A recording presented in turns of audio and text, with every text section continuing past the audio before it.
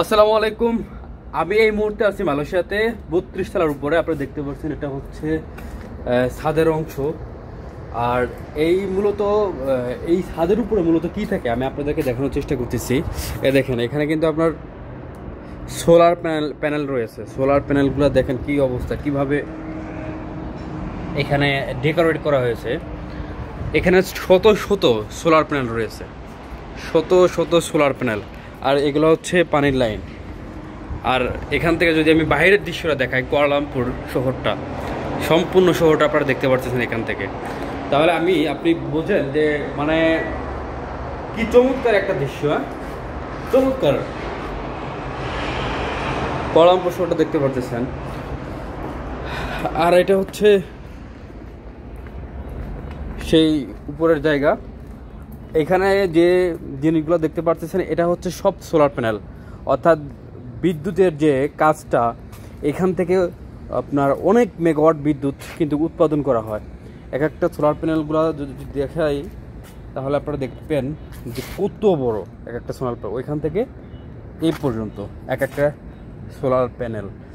তো এইভাবে একটা দুইটা করে স্তর করা আছে, এইভাবে এই পাশে আছে 3টা স্তর। তাহলে বুঝতে পারতেছেন কত বড় স্তরে আকারে ভাগ করা। আর এইগুলা দেখতে পাচ্ছেন এটা হচ্ছে পানির লাইনের পাইপ, সব সোলার প্যানেল। আচ্ছা, আপনাদেরকে আরও জিনিস দেখাই, সেটা হচ্ছে যে এই যে 32 তলার এই বিল্ডিংটা, এই বিল্ডিংয়ের পানির ব্যবস্থাটা কতটা সুরক্ষিত সেটা একটু দেখাই। এই যে আপনারা যে ট্যাঙ্কগুলো দেখতে পারতেছেন, এইগুলো হচ্ছে পানির সেই ট্যাঙ্ক। আই থিঙ্ক আপনারা এই জিনিসটা ভালো করে দেখতে পাচ্ছেন। ওই পাশে একটা আছে আর ওইখান থেকে এই পর্যন্ত একটা আছে, অর্থাৎ গ্যালন গ্যালন পানি এইটার ভিতর মজুদ করা আছে, যাতে কখনো কোনো ধরনের পানির সমস্যায় পড়তে না হয়। এখানে কিন্তু বোম্বাই লাইনের আলাদা একটা পানির লাইন আছে। সেটা হচ্ছে কি, প্রত্যেকটা তালায় প্রত্যেকটা ইউনিটের সে মানে করিডোরের মাঝখানে, তারপরে লাইজারের যে জায়গাগুলোতে আছে ওইখানটার মধ্যে পানি এমনভাবে এইটাকে ফিটিং করা হয়েছে যে যদি কোনো ধরনের ভবিষ্যতে ইন ফিউচারে যদি কোনো ধরনের অগ্নির কোনো সম্ভাবনা দেখা দেয় বা হয়, তাহলে অটোমেটিক্যালি আগুনের তাপে প্রত্যেকটা জায়গায় কিছু সিক্রেট লাইন করা রয়েছে। ওইটা অটোমেটিক্যালি পাইপগুলোর মুখ খুলে যাবে এবং পানি দিয়ে ভর্তি হয়ে যাবে, যার কারণে পানির যে বিশাল একটা মজুদ সেটা কিন্তু এইটার মধ্যে রয়েছে।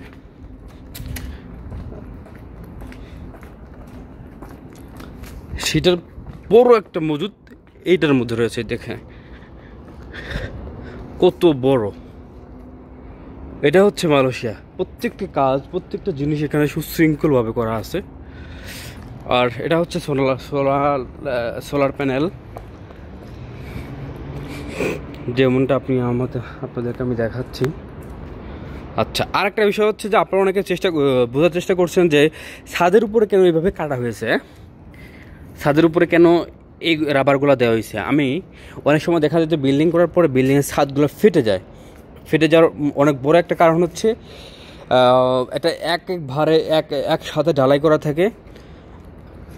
এইগুলো ঢালাই করার পরে আলাদাভাবে যে গ্রাইন্ডার রয়েছে সেই গ্রাইন্ডার দিয়ে কাটা হয়েছে। কাটার পরে এটার মাঝখানে সিলিকন দেওয়া হয়েছে। এই সিলিকনগুলো কিন্তু এখানে রাবারের মতো কাজ করে। তো এই সিলিকন যখনই দেওয়া হয়েছে তখন কিন্তু এটার একটা ভাগ হয়ে গেছে আলাদা। তার মানে এটার মাঝখান দিয়ে যখন সিলিকন দেওয়া হয়েছে এটা আলাদা একটা ভাঁজ হয়ে গেছে, যার কারণে এখানে আর ফাটবে না কিন্তু। হ্যাঁ, তো এইটা হচ্ছে টেকনিক্যাল যে বিষয়গুলো থাকে। ইঞ্জিনিয়ারগুলো যারা আছেন এরা কিন্তু এই জিনিসগুলো আইডেন্টিফাই করে সুন্দর করে বের করছেন। এটা হচ্ছে সে সোলার প্যানেল। এখান থেকে বিদ্যুতের অনেক বড় একটা রিজার্ভ তারা তৈরি করে রেখেছে। আচ্ছা, এখন তো মালয়েশিয়ার সৌন্দর্যগুলো হচ্ছে এটা যে আপনি যখন উপরে আসবেন ছাদের খোলা 32 তলা 100 তলা বা 60-70 তলার উপরে যখনই যাবেন তখন এই বিল্ডিংয়ের উপর থেকে এই সৌন্দর্যগুলো আপনারা দেখতে পারবেন। এই সৌন্দর্যগুলো আপনারা দেখতে পারবেন। ওইটা হচ্ছে যে 118 তলা বিশিষ্ট সে সুদীর্ঘ বিশ্বের দ্বিতীয় সর্বোচ্চ বিল্ডিংটা। আর ওটা হচ্ছে আপনার পাহাড় আর ছোট ছোট বাড়ি, দূরে বড় বড় বিল্ডিং। এইরকম একটা পরিবেশ নিয়ে মানে গড়ে ওঠা একটা শহর, যেখানে আপনার সারা বছর একটা ঋতু থাকে, শুধুমাত্র গ্যান্থিং হাইল্যান্ড আর হচ্ছে এই পাহাড়ি অঞ্চলগুলোতে আপনার সারা বছরই শীত থাকে। তার মানে জিওগ্রাফিক্যাল যদি সিস্টেমগুলো বলতে যাই তাহলে আপনার মালয়েশিয়া অনন্য, চমৎকার।